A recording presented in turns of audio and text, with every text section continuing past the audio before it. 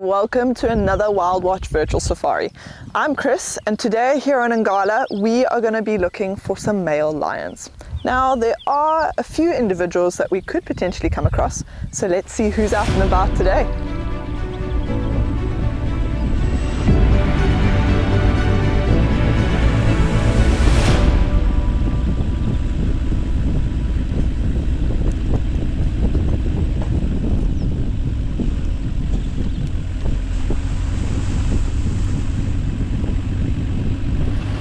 Now, with male lions, it can be tricky sometimes to find them, but our best chance is going to be looking for tracks on the road. So I am driving a little bit slower. I'm keeping a lookout in the grasslands behind me. We're going to go take a look in the riverbed, see if there's anything there.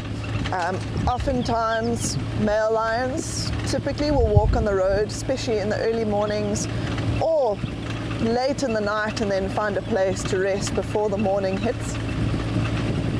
But often they'll be patrolling their territories, or maybe just trying to get from point A to point B.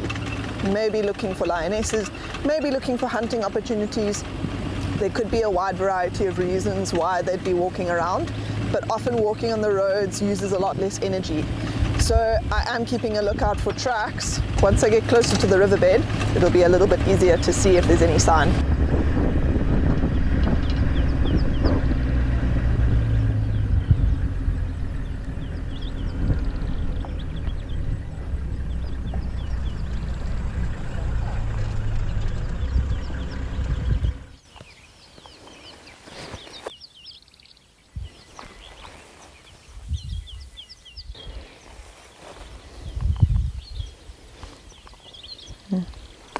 I don't see any tracks here.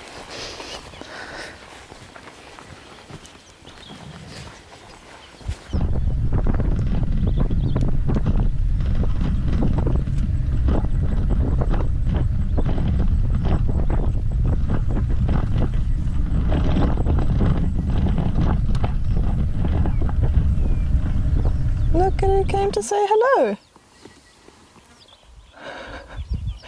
These are probably some of my favorite small carnivores. So these are actually dwarf mongooses, and it looks like there's a few of them. They're moving around this termite mound. They may have even slept in this termite mound during the night. And you can probably imagine it would have been a lot warmer in there than out in the bush. And termites are incredible creatures. So if you look at the mound, can you see how it's not completely rounded?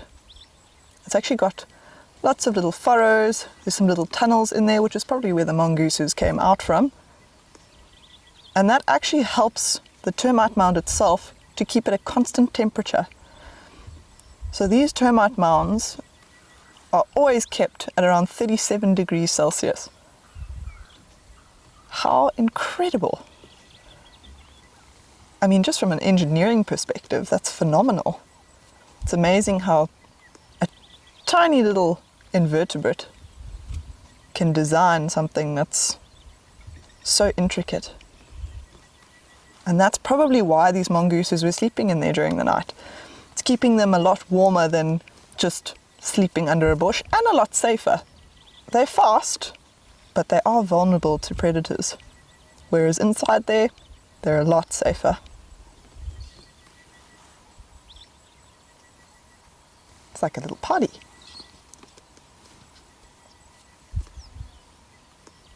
And very similar to things like lions or a lot of the social animals, grooming each other just helps to strengthen that social bond. So that they know when one of them sounds the alarm call, they know it's not for nothing. They know that there's something coming. You can imagine when your life depends on it out here, you have to put your trust in your allies. And when you've got a big family like this, it's a lot easier. So this little mongoose looks like it's acting like a lookout. It's sitting in the tree. It's quite an open perch. There's a few leaves around it, but for the most part, there's not an obstructed view, and so it's able to let the others know if it sees anything coming towards their little den. And that could be anything from snakes to birds of prey, And now they're starting to warm up in the sun before they start their foraging mission for the day. And the sun's getting quite warm now, so although they've got the warm sun on their back, they're probably also warming up their bellies on that sandy soil. But I just love how it's outstretched like that. It's got the one paw just balancing it on the top of the termite mound.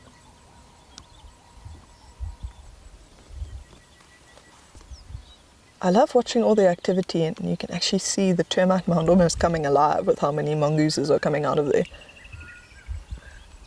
I mean, at the moment, there's at least 3, 4, 5, 6. I can see 7, 8, 9. There's another head that's just popped out the bottom. So there's no telling how many more are in there, or even maybe perched on the opposite side of the mound where we can't really see.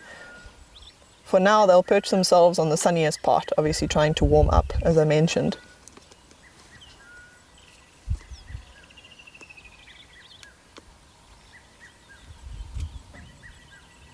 I could sit here for hours watching these little ones. And now grooming each other, getting ready for the day. When they go off to forage, they are classified as predators, so they do eat things like little mice, maybe the occasional lizard, but they also eat things like insects. So they'll be looking for anything that's out there during the day. And especially as it gets warmer, things like grasshoppers, locusts. With a tiny little carnivore like these guys, a grasshopper goes a long way if it's a big juicy one.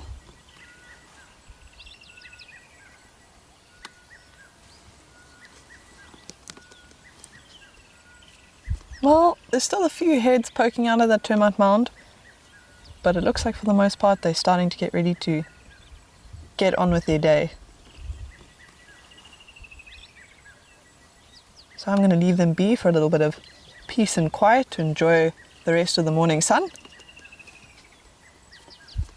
before they head off.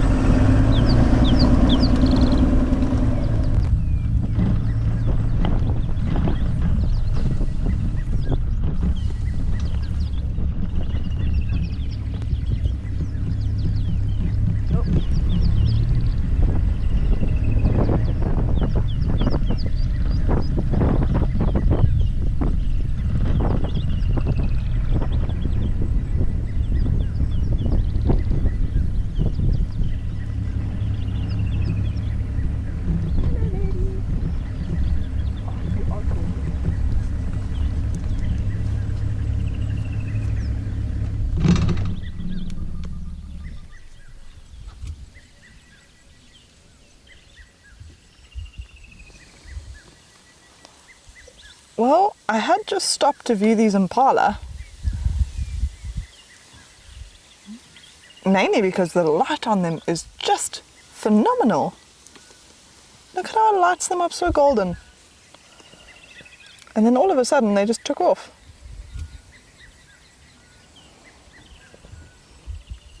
They are looking a little bit alert.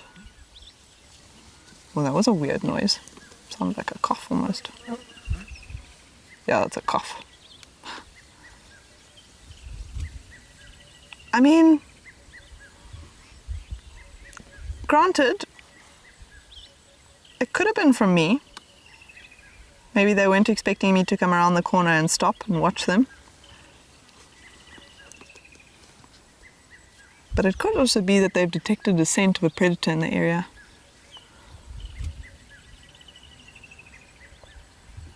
I mean, this really is a beautiful time of the day.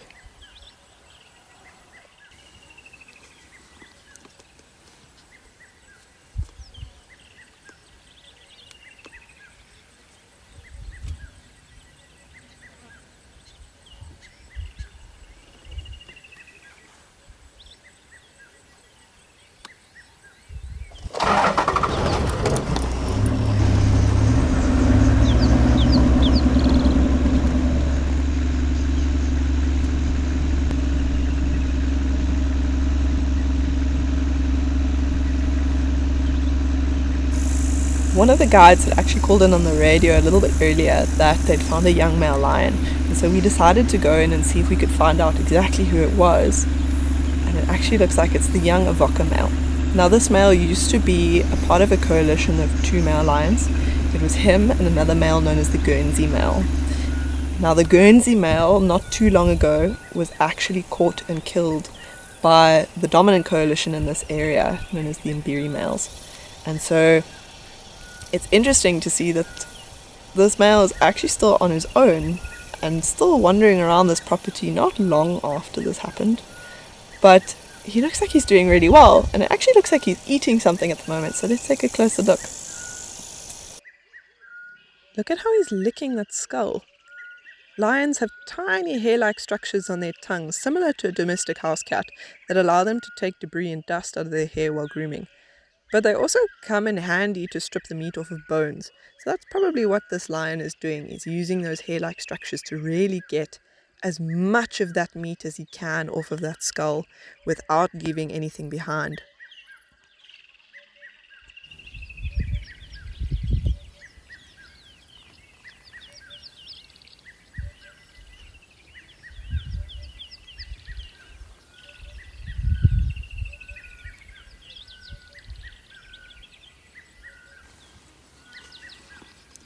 I'm just taking a closer look at what this lion is eating, and it actually looks to be the skull of a type of antelope.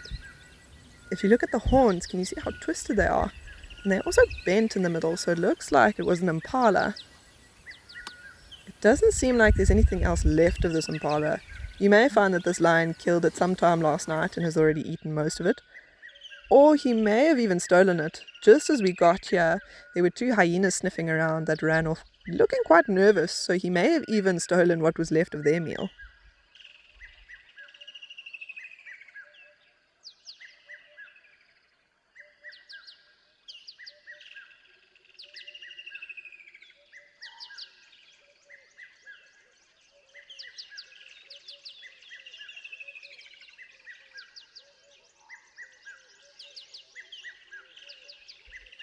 He actually looks like he may want to get up.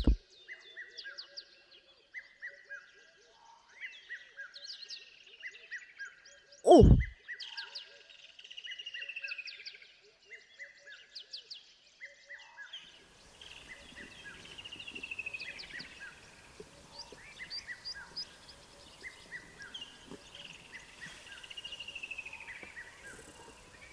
So this hyena has actually just come in to where this male lion had his carcass. And it looks like it's found a little bit of a scrap. It looks like it's pulling at something, licking at something in the grass. There is another one further back. It looks like it's coming in.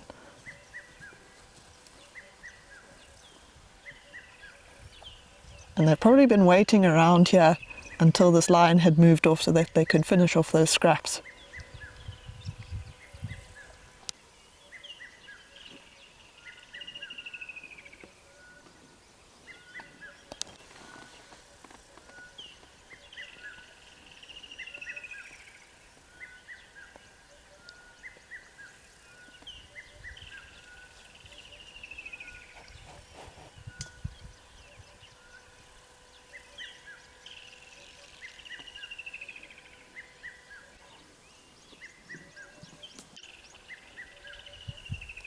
So if you watch these hyenas carefully, can you see how they keep looking up, looking around? They actually keep looking in the direction where that lion had walked off. They're probably just checking to make sure he's not coming back. Oh, look, it's got a bone in its mouth. Oh, listen to that crunch. There you can see it looking off to where that lion had gone. So they're probably just making sure it's not coming back. Because if that lion did come back, it would pose quite a threat to these hyena.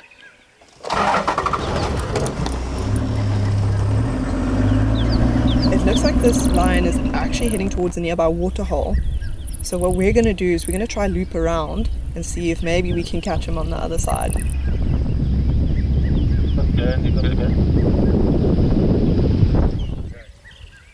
So we've just come to check this waterhole. It is the direction where that male lion was heading for, and often if there is water close by, they will come and drink, especially after having quite a big meal. So we're just going to wait here a little bit and see if maybe he pops out somewhere.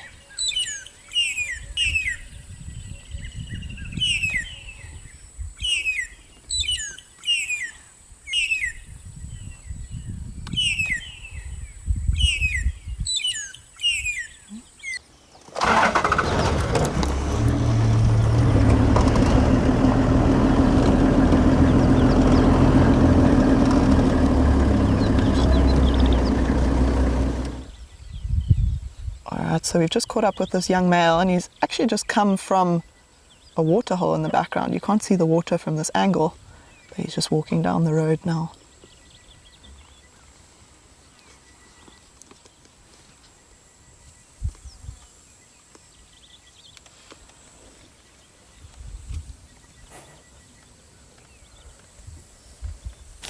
It does look like this lion is actually heading away from the water and into the shade and some thickets.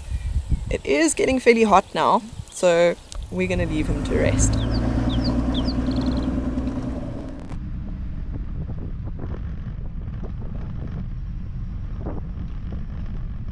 What a wonderful time we've been having here at Ngala. Join me again next time on another WILDwatch virtual safari to see what other magical moments we can have.